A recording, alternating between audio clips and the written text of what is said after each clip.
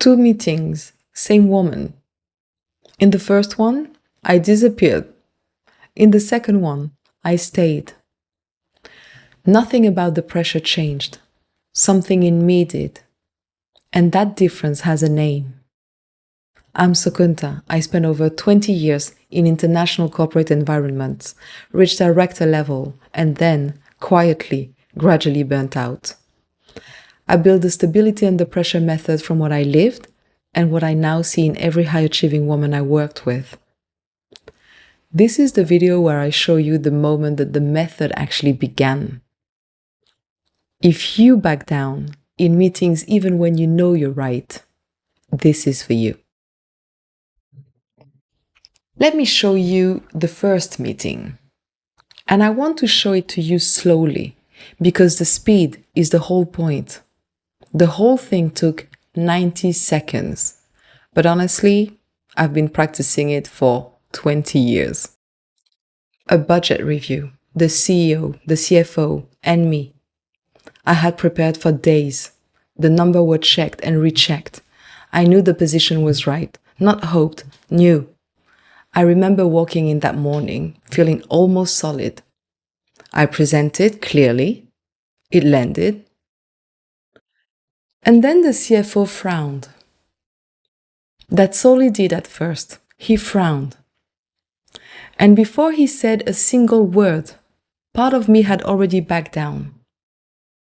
Then he said it. Are we sure about this? Now watch what I did, because I watched myself do it, like if I was watching someone else. First, I softened the number. Not because anything new had come up. Nothing new had come up. A face had changed. And some part of me, faster than I could think, decided that the number was suddenly up for discussion. Then came the edges. I could hear my own voice adding them one by one to a sentence that didn't need any.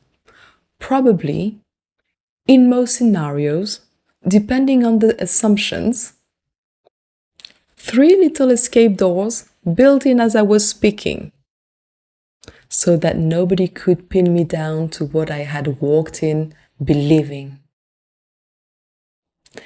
And here's the part that still gets me. While all of this was happening, the voice in my head was telling me it was a good thing. This is diplomacy, it said. This is reading the room. This is being collaborative. It didn't feel like giving up. It felt like being professional. And that's what makes this pattern so hard to catch. It shows up looking like your best qualities. By the time I offered a compromise that nobody asked for, the position I walked in with was gone.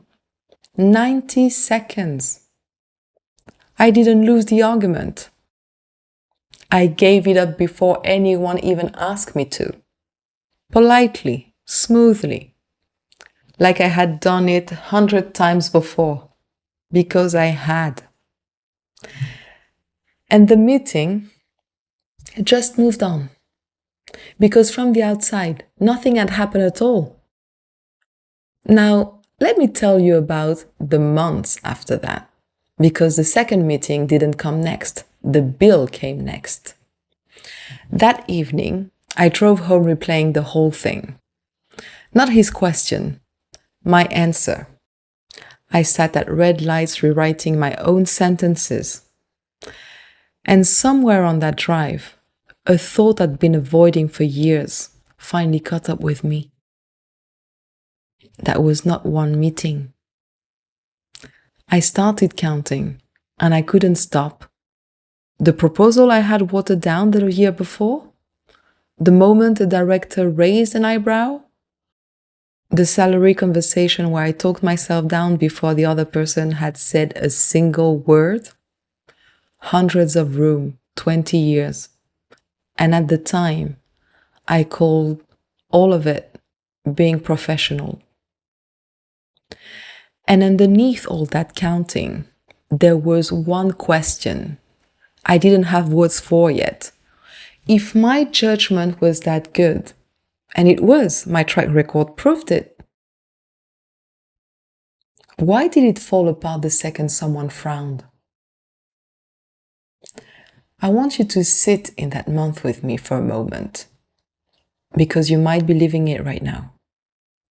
The work is excellent. The career is real. And quietly, room by room, you're trading what you actually think for whatever the room will be comfortable hearing. Nobody sees that trade. It never shows up in any review, but you pay for it. And by that point in my life, I was paying daily and calling it success. Now, the second meeting, 1 month later. That morning, I had done one thing differently.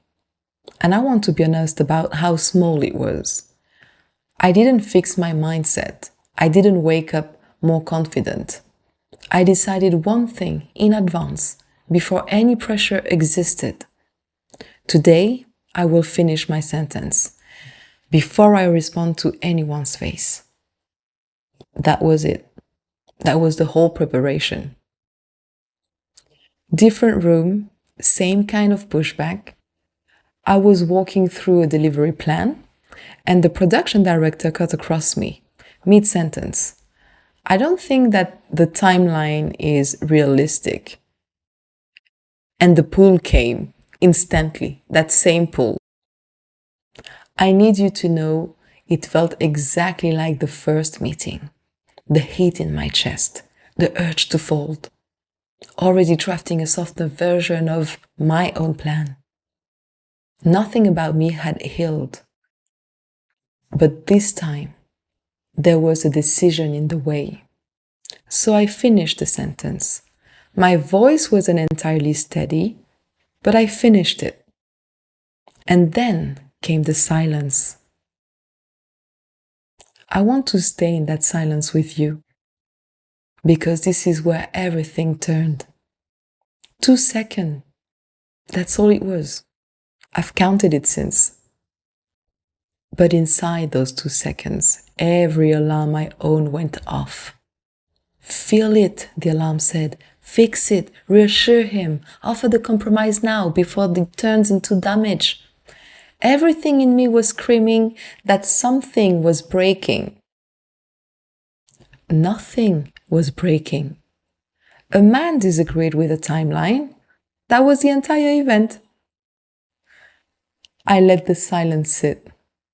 Then I said, it is realistic, and here's why. That was all.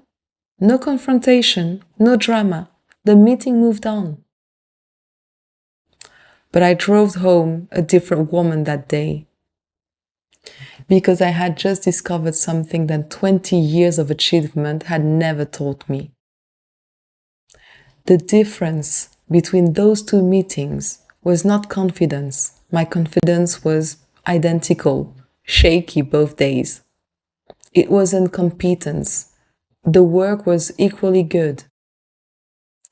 The difference was one small thing decided in advance and kept. And that is not a personality trait. It's a rep. That's what I mean when I say stability under pressure is a skill. Not calm, not the absence of doubt. It's being able to act on what you actually think, while the doubt is still there, in the room with you. And because it's a skill, I have to show you what the training honestly looked like. The week after that second meeting, I tried to do it again. Monday, a planning call. Someone frowned at my estimate, and I folded so fast that I only noticed an hour later, sitting at my desk, realizing that my estimate had somehow doubled, and I couldn't remember agreeing to that. The pull had been faster than my decision. Thursday, same thing. Halfway through defending a position, I heard myself swap it for a smile. 2 failures in 4 days. And the old voice showed up with the same old line. See? Last month was a fluke. It wasn't a fluke. It was a first rep. And after a first rep, you miss. Everybody misses. Because the third time, I caught it halfway. Halfway through adding a softener I didn't believe. I heard myself live while it was happening. And I stopped the sentence. I stumbled a bit, but I held my ground. That's what building that skill actually looks like. Not a transformation.